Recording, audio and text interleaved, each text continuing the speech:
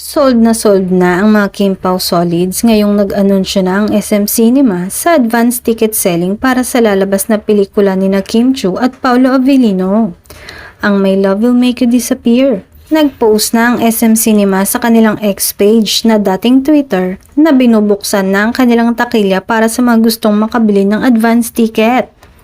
Sabi pa sa caption ng poster ng pelikula, "Kim Pao fans, hold on tight cause advance tickets for My Love Will Make You Disappear are now available.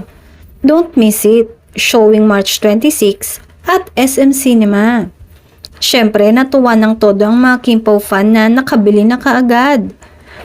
Dusa naman daw sa mga fan na nasa abroad, nahihirapang makabili sa ticket selling site na ibinigay ng SM Cinema. Ang iba naman na agad-agad na gustong bumili nakakaranas ng error sa site. Sa loob pa lang ng 3 hours ay naka 24.8k views na kaagad ang post.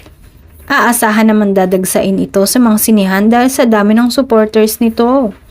Samantala, mas nauna pang mag-invite ng advance ticket selling ang SM Cinema kaysa maglabas ng bagong teaser o trailer ng movie ang Star Cinema.